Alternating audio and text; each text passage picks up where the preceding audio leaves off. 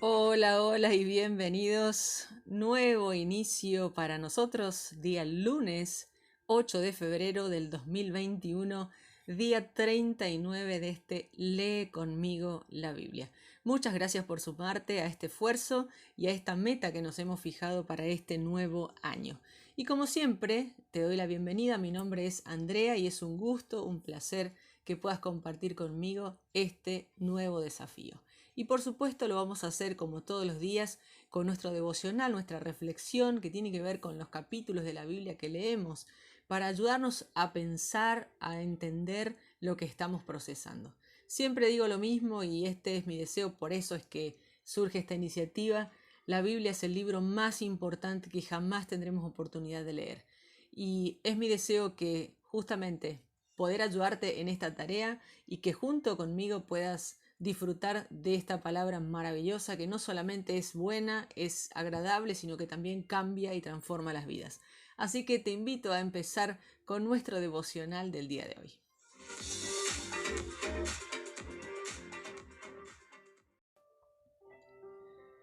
Y hoy vamos a hablar de cómo vivir en un ambiente hostil. Cientos de cristianos han huido de Irak y Siria en medio del extremismo del conflicto islamita. Los cristianos afrontan la amenaza de torturas sistemáticas y ejecuciones en masa. El Daesh declaró el cristianismo su enemigo número 1. Millones de cristianos viven en países donde son perseguidos por su fe. Muchos gobiernos tratan de controlar el crecimiento de la iglesia. Incluso en países tradicionalmente cristianos se da una hostilidad creciente hacia el cristianismo militante. La hostilidad hacia el pueblo de Dios no es algo nuevo.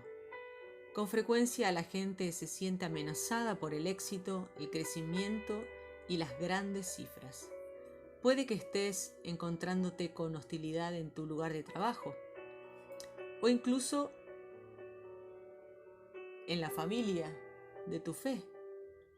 Los pasajes de hoy no solo resaltan la realidad de vivir en un ambiente hostil, sino que también apuntan a cómo sobrevivir y prosperar en medio de una oposición así. En el Salmo 19 aprendemos: estudia la revelación de Dios. Dios se ha revelado al mundo entero por medio de la creación. David dice que cuando miras al universo es obvio que hay un Dios. Los cielos cuentan la gloria de Dios y el firmamento proclama la obra de sus manos. Un día comparte al otro la noticia, una noche a la otra se lo hace saber. Francis Collins encabeza el proyecto de genoma humano. Dirigió un equipo de 2.000 científicos que colaboraron para determinar unos 3.000 millones de letras del genoma humano, nuestro libro de instrucciones de ADN. Él declara lo siguiente: no veo que la naturaleza se haya podido crear a sí misma. Solo una fuerza supernatural de fuera del espacio y del tiempo podría haberlo hecho. La revelación de Dios en la creación está disponible para todos. Nadie está excluido de ella. Sin palabras, sin lenguajes, sin voz perceptible, por toda la tierra resuena su eco, sus palabras llegan hasta los confines del mundo. Cuando contemplamos el mundo podemos ver la huella de Dios, su eterno poder, su naturaleza divina. Se perciben claramente a través de lo que Él creó. A pesar de que Dios se ha revelado a sí mismo al mundo entero, una gran parte del mundo sigue siendo hostil a Él. Tómate tiempo para estudiar la creación de Dios y darle gracias por ser quien es, así como para disfrutar de todas las cosas bellas que Dios ha hecho. Mateo capítulo 26 nos enseña: comprende la solución de Dios. ¿Alguna vez te han acusado falsamente o traicionado algún amigo? ¿Alguna vez se ha confabulado la gente en contra de ti? ¿Has experimentado alguna otra hostilidad personal? Jesús experimentó todas estas cosas. Dios se ha revelado a sí mismo en la creación, pero su revelación suprema es en la persona de su Hijo Jesucristo. Dios mismo vino para ser parte de este mundo hostil, para hacer algo al respecto. En este pasaje vemos un destello de la solución de Dios, la cual fue realizada por Él a través de la venida de la persona de su Hijo Jesucristo y su muerte por nosotros. Aún así, el mundo fue hostil incluso con Jesús. Confabulaciones. No debería sorprendernos la hostilidad del mundo de hoy hacia Jesús y los cristianos. Jesús sabía que sería entregado para que lo crucifiquen. Los sumos sacerdotes y los ancianos hicieron planes para arrestar a Jesús mediante algún engaño y matarlo. Jesús dice a los 12: uno de ustedes me va a traicionar. Acusaciones. Cuando llegó a Jesús una mujer con un frasco de alabastro lleno de perfume muy caro y lo derramó sobre su cabeza, hasta los mismos discípulos vieron lo que había hecho por Jesús como un desperdicio. En este suceso hay algo profundamente conmovedor. Jesús es entregado por nosotros. El costo es mayor del que jamás podremos imaginar y su muerte es inminente. Un frasco de perfume caro es lo pertinente y aún así los discípulos se indignan por el desperdicio. La mayoría de la gente comprende tus obras de acción social, por ejemplo, en respuesta a la pobreza, pero encuentran más difícil entender tu alabanza a Jesús y a todas las cosas asociadas a la misma. Ven estas cosas como un desperdicio y piensan que seguramente hay un mejor uso para tu tiempo y tu dinero. Pero Jesús ve las cosas de otro modo. Ella ha hecho una obra hermosa conmigo. La mujer mostró un amor por Jesús desmedido. Traición. Las cosas que llega a hacer la gente por dinero. Judas esperó la oportunidad para entregar a Jesús por 30 monedas de plata. Es difícil imaginar lo doloroso que tuvo que ser para Jesús. Judas era uno de sus amigos más cercanos, alguien del círculo íntimo, uno de los 12 que había escogido. Sabía que lo haría. Él dijo: uno de ustedes me va a traicionar. Jesús, a pesar de todo, por su extraordinario amor, en vez de rechazarlos a todos, muere por ellos. Durante la comida juntos, comienza a explicar el significado de su muerte. Mediante la partición del pan y el compartir del vino, explica cómo su sangre ha de ser derramada para el perdón de pecados. La respuesta de Jesús a un mundo hostil fue ser crucificado para hacer posibles el perdón y la redención. Cada vez que recibes la comunión, se te recuerda tanto la hostilidad del mundo hacia Jesús como su amor por ese mismo mundo. Veremos en Éxodo capítulo 1 que nos invita a conocer quién es Dios. Moisés preguntó a Dios: ¿y quién soy yo para presentarme ante el faraón? Dios le respondió diciéndole quién es Él en verdad. Al final, la respuesta a nuestras preguntas y problemas no está en quiénes somos, sino en quién es Dios. Si preguntaras al judío del siglo I quién fue la persona más grande que jamás vivió, habría respondido que sin lugar a dudas fue Moisés. Era una figura suprema de la historia. Los rescató de la esclavitud para vivir en la libertad. Les dio el libro de la ley. El libro del Éxodo nos presenta la constitución de una nueva nación y nos presenta al hombre responsable de la misma. Un nuevo rey llegó al poder que no había conocido a José. un nuevo rey que ignoraba el hecho de que José había salvado a Egipto. La gente se olvida rápidamente del bien que el pueblo de Dios ha hecho en el pasado. El gobierno comenzó a oprimirles despiadadamente mediante trabajo forzoso. Clamaron pidiendo auxilio y sus gritos desesperados llegaron al oído de Dios. A lo largo de la historia la gente ha intentado liberarse del pueblo de Dios, pero nunca lo ha conseguido. Cuanto más los oprimían, más se multiplicaban y se extendían. Incluso hoy en día la iglesia suele multiplicarse y propagarse cuando es perseguida y oprimida. Moisés era el nieto adoptivo del faraón, un príncipe poderoso.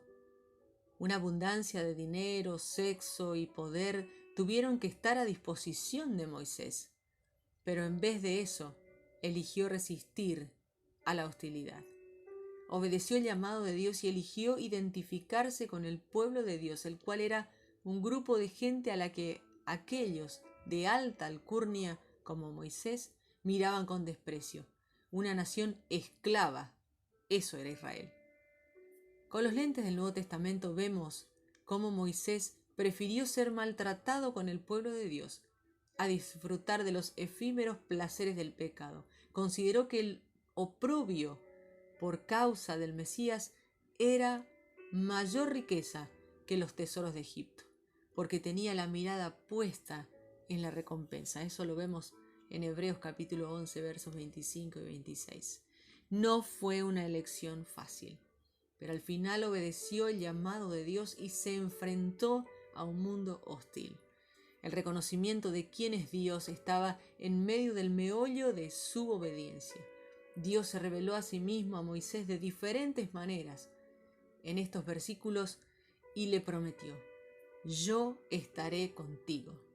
La revelación de su nombre fue particularmente significativa, pues el nombre de una persona se entendía como una declaración del carácter o naturaleza de esa persona. Dios se revela a sí mismo como yo soy el que soy. La única manera en la que Dios puede ser descrito al completo es en referencia a sí mismo. Este nombre declara la grandeza única y la naturaleza eterna de nuestro Dios. Este nombre, en su forma contraída, se convierte en el nombre por el que Dios es conocido a lo largo del Antiguo Testamento. El hebreo es Yahweh, normalmente traducido en castellano como el Señor. La consecuente obediencia de Moisés a Dios estaba enraizada en su comprensión acerca de quién es Dios. En efecto, Dios le dice a Moisés que no se preocupe de la hostilidad con la que tenga que enfrentarse. Todo lo que importa es yo soy el que soy, y él estaba con Moisés. Él es suficiente ante todos tus miedos, ansiedades y desafíos. Cuando sabes que yo soy el que soy está contigo, puedes relajarte y estar en paz. Damos inicio entonces a la lectura en el libro de Salmos, capítulo 19, versos 1 al 6. Los cielos cuentan la gloria de Dios y el firmamento declara lo que sus manos han hecho. Un día le cuenta a otro este mensaje y cada noche a la siguiente. No se escucha lenguaje ni palabras, ni se emite una voz que podamos oír. Sin embargo, su voz atraviesa el mundo entero. Sus palabras llegan al último rincón de la tierra. Dios le ha dado al sol el cielo como hogar. Y como cuando sale el novio de la alcoba nupcial, o como cuando un atleta se dispone a correr su camino, así sale feliz el sol para hacer su recorrido. Comienza su carrera en un punto del cielo y hace todo su recorrido hasta llegar al final. Nada en la tierra puede escapar de su calor. Mateo capítulo 26, versos 1 al 30. Después de que Jesús terminó de decir todo esto, les dijo a sus seguidores: Como ustedes saben, faltan 2 días para la fiesta de la Pascua. El Hijo del Hombre va a ser entregado a sus enemigos para que lo crucifiquen. Por ese tiempo los jefes de los sacerdotes y los ancianos líderes del pueblo se reunieron en el patio del palacio de Caifás, el sumo sacerdote. Hacían planes para arrestar a Jesús mediante algún engaño y matarlo, pero decían: no lo hagamos durante la fiesta, para que no haya disturbio entre el pueblo. Jesús estaba en Betania, en la casa de Simón el leproso. Entonces se le acercó una mujer. Tenía un frasco de alabastro que contenía un perfume en aceite muy caro. Ella derramó el aceite sobre la cabeza de Jesús mientras él cenaba. Cuando los seguidores de Jesús vieron esto, se enojaron y dijeron: ¿por qué ese desperdicio de perfume en aceite? Lo podríamos haber vendido a buen precio y haber dado el dinero a los pobres. Jesús sabía lo que estaban diciendo y les preguntó: ¿por qué la molestan? Ella ha hecho algo maravilloso para mí. Siempre tendrán a los pobres con ustedes, pero no siempre me tendrán a mí. Cuando ella derramó el perfume en aceite en mi cuerpo, lo hizo en preparación para mi entierro. Les digo la verdad, en cualquier parte del mundo donde se anuncie esta buena noticia, se contará también lo que ella ha hecho para que la gente la recuerde. Entonces, uno de los 12 seguidores, llamado Judas Iscariote, fue a los jefes de los sacerdotes y les dijo: ¿qué me dan ustedes si le entrego a Jesús? Entonces ellos le ofrecieron 30 monedas de plata. Desde ese momento, Judas empezó a buscar una oportunidad para traicionar a Jesús. El primer día de la fiesta de los panes y levadura, los seguidores de Jesús se acercaron y le dijeron: ¿dónde quieres que hagamos los preparativos para celebrar la cena de la Pascua?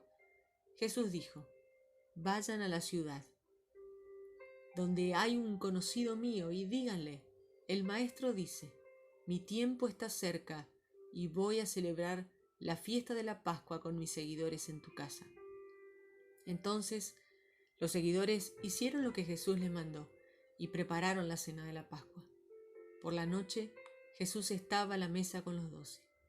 Mientras comían, Jesús dijo: les digo la verdad, uno de ustedes me traicionará. Ellos estaban muy tristes y cada uno empezó a preguntarle: Señor, ese no seré yo, ¿verdad? Jesús les respondió: el que moja su pan en el mismo plato que yo, ese es el que me traicionará. El Hijo del Hombre tiene que morir tal como está escrito. Pero pobre de aquel que traicione y entregue al Hijo del Hombre. Más le valdría no haber nacido. Judas, el que iba a entregar a Jesús, le dijo: no seré yo, ¿verdad, maestro? Jesús le dijo: sí, eres tú. Mientras comían, Jesús tomó el pan y dio gracias y lo partió y se lo dio a sus seguidores y dijo: tomen este pan y coman, este es mi cuerpo. Luego tomó la copa y después de dar gracias, se la dio a ellos y les dijo: beban todos de esta copa, porque esto es mi sangre que se establece el nuevo pacto, la cual es derramada para perdonar los pecados de muchos. Les digo que nunca volveré a beber vino hasta el día en que beba con ustedes el vino nuevo en el reino de mi Padre. Después cantaron una canción de alabanza y se fueron al monte de los olivos. Continuamos con el libro de Éxodo, capítulo 1. Cuando Israel, o sea Jacob, viajó a Egipto, iba con sus hijos y sus familias. Los nombres de ellos eran Rubén, Simeón, Leví, Judá, Isaacar, Zabulón, Benjamín, Dan, Neftalí, Gad y Aser. En total Jacob tenía 70 descendientes, incluyendo a José, que ya estaba en Egipto. Después José y sus hermanos y todos los de esa generación murieron. Pero los israelitas tuvieron muchos hijos y se multiplicaron y aumentaron cada vez más y más hasta llenar Egipto. Luego Llegó al poder de Egipto un nuevo rey que no sabía nada de José. Le dijo a su pueblo: hay muchos más israelitas que egipcios y además son poderosos. Hagamos un plan para evitar que sigan multiplicándose. Si no lo hacemos, en caso de que haya una guerra, pueden unirse al enemigo y luchar contra nosotros, derrotarnos y escaparse de aquí.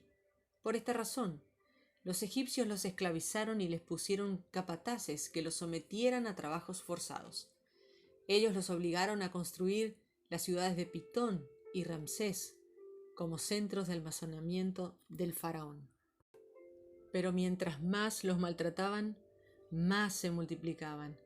Entonces los egipcios comenzaron a alarmarse por el pueblo de Israel, por lo cual obligaron a los israelitas a trabajar duramente. Les amargaron la vida forzándolos a hacer adobes, ladrillos y todo tipo de trabajo en el campo. Los obligaban a trabajar arduamente en todo lo que les exigían. Había 2 parteras hebreas, llamadas Sifrá y Fubá, que atendían a las mujeres hebreas. El rey de Egipto les dijo: cuando estén ayudando a las hebreas a dar a luz, fíjense el sexo del bebé.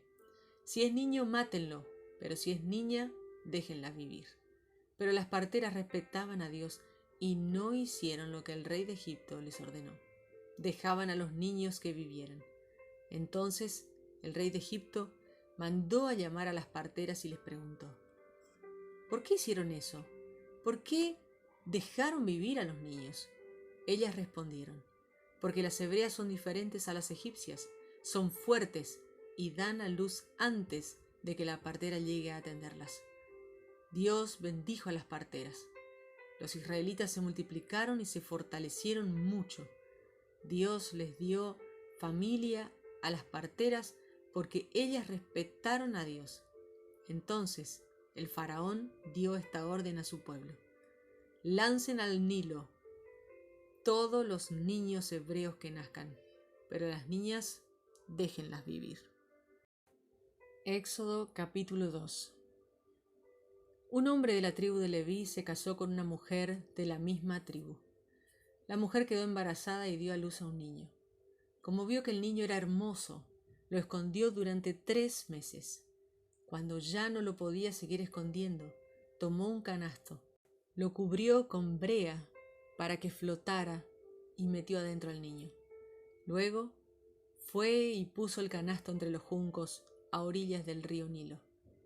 La hermana del niño se quedó mirando de lejos para ver qué le iba a pasar al bebé. La hija de Faraón fue a bañarse al Nilo. Mientras sus esclavas caminaban por la orilla del río, vio el canasto entre los juncos y mandó a su criada para que lo trajera. Luego abrió el canasto y vio al niño que estaba llorando. Ella tuvo compasión de él y dijo: este es uno de los niños hebreos. La hermana del niño le preguntó: ¿quiere que vaya a buscar a una niñera hebrea para que se encargue de darle el pecho al niño? Ve, respondió la hija del faraón. Entonces la niña fue y trajo a la mamá del bebé. La hija del faraón le dijo: llévate a este niño y dale el pecho, yo te pagaré. Entonces ella tomó a su bebé y le dio el pecho. Cuando el niño creció lo suficiente, se lo llevaron a la hija del faraón, y él se convirtió en el hijo de la hija del faraón. Ella le puso de nombre Moisés, porque dijo: lo saqué del agua. Cuando Moisés creció, fue a ver a su gente y vio que los obligaban a trabajar muy duro. Un día Moisés también vio a un egipcio golpeando a un hebreo, uno de su propia gente. Miró a su alrededor y al ver que no había nadie, mató al egipcio y enterró su cuerpo en la arena. Al día siguiente salió Moisés y vio a 2 hebreos peleando y les preguntó al agresor: ¿por qué golpeas a tu compatriota? El hombre respondió: ¿quién te nombró nuestro príncipe y juez? ¿Acaso vas a matarme como lo hiciste ayer con el egipcio? Entonces Moisés se asustó y pensó: seguro que ahora todos saben lo que hice. Cuando el faraón se enteró, quiso matar a Moisés, pero Moisés se escapó del faraón y se fue a vivir a la tierra de Madián. Moisés se sentó al lado de un pozo. El sacerdote de Madián tenía 7 hijas que iban a ese pozo a buscar agua para llenar los bebederos de las ovejas de su papá. Pero cuando los pastores llegaron, las echaron. Entonces Moisés se levantó, las ayudó y les dio agua a sus ovejas. Cuando volvieron donde estaba Reuel, su papá, él les preguntó: ¿por qué regresaron tan pronto hoy? Ellas respondieron: un egipcio nos defendió de los pastores.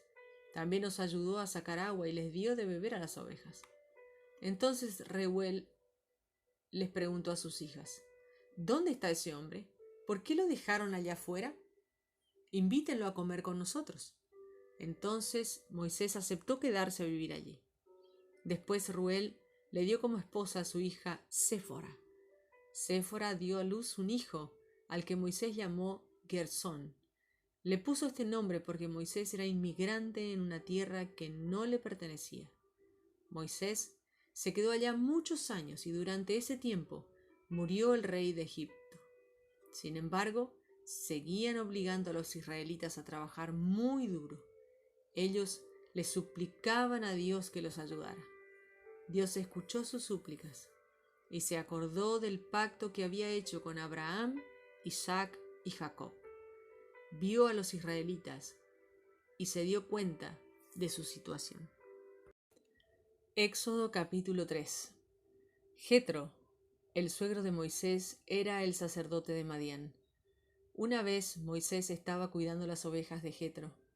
Las llevó hasta la parte occidental del desierto y llegó hasta Horeb, el monte de Dios. Allí se le apareció un ángel del Señor, en una gran llama de fuego, la cual estaba ardiendo en medio de un arbusto, pero éste no se consumía. Moisés se dijo: «¿Qué cosa tan rara? Me detendré a ver por qué el arbusto no se consume». Cuando el Señor vio que Moisés estaba acercándose para observar mejor, lo llamó desde el arbusto. «Moisés, Moisés». «Aquí estoy», respondió él.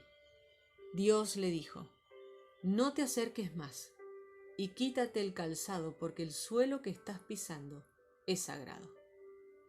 Yo soy el Dios de tu padre, el Dios de Abraham, el Dios de Isaac y el Dios de Jacob». Moisés se cubrió la cara porque tenía miedo de mirar a Dios. Pero el Señor dijo: «He visto lo mucho que ha sufrido mi pueblo en Egipto, de mano de sus opresores, y he escuchado sus lamentos. Estoy consciente de su dolor. Ahora voy a bajar a salvar a mi pueblo de los egipcios. Los voy a sacar de allá y los voy a llevar a una tierra buena y espaciosa que rebosa de leche y de miel. La tierra es de los cananeos, heteos, amorreos, fereceos, heveos y jebuseos. He escuchado los lamentos de los israelitas y también he visto la crueldad con la que los egipcios los tienen sometidos. Así que tú irás allá, porque te voy a enviar ante el faraón para que saques de Egipto a mi pueblo, el pueblo de Israel». Pero Moisés le dijo a Dios: «¿Quién soy yo para ir ante el faraón y sacar a los israelitas de Egipto?». Dios le respondió: «Irás, porque yo estaré contigo. Esta será la señal de que yo te he enviado. Cuando libres de Egipto a mi pueblo, ustedes vendrán a adorarme en este monte». Luego Moisés le dijo a Dios: «Cuando yo vaya y les diga a los israelitas: el Dios de sus antepasados me envió a ustedes, ellos me van a preguntar: ¿cuál es el nombre de ese Dios? Y entonces, ¿qué les voy a responder?». Dios le dijo: «Yo soy el que soy. Dile esto al pueblo de Israel: Yo soy me mandó a ustedes». Luego Dios le volvió a decir a Moisés: «Dile esto al pueblo de Israel: Yahweh, el Dios de sus antepasados, el Dios de Abraham, el Dios de Isaac, el Dios de Jacob, me mandó a ustedes. Ese es mi nombre eterno, y con él seré recordado para siempre. Ve y reúne a los ancianos de Israel, y diles: Yahweh, el Dios de sus antepasados, el Dios de Abraham, el Dios de Isaac, de Jacob, se me apareció y me dijo: he estado al tanto de ustedes y he visto cómo los han hecho sufrir en Egipto. Decidí sacarlos de sus sufrimientos en Egipto y llevarlos a la tierra de los cananeos, los heteos, los amorreos, los fereceos, los jebeos, los jebuseos.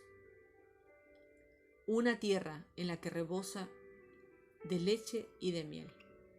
Ellos te van a escuchar. Luego tú y los ancianos y los líderes de Israel van a ir ante el rey de Egipto a decirle: Yahweh, el Dios de los hebreos, vino a visitarnos. Déjanos ir al desierto, en un viaje de 3 días, para ofrecerle sacrificio a Yahweh, nuestro Dios. Yo sé que el rey de Egipto no los dejará ir sino por la fuerza. Por eso voy a utilizar mi gran poder contra Egipto.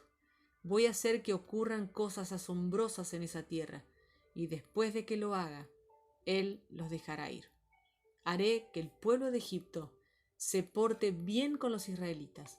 Los egipcios le darán muchos regalos a tu pueblo cuando se vayan.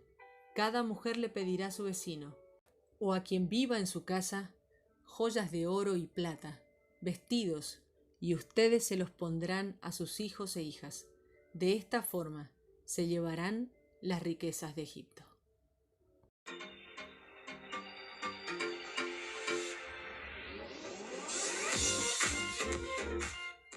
Y así llegamos al final de nuestro día lunes 8 de febrero del 2021, día 39 de este Lee conmigo la Biblia, y por supuesto iniciando otra historia apasionante que es la historia de Moisés en el libro de Éxodo.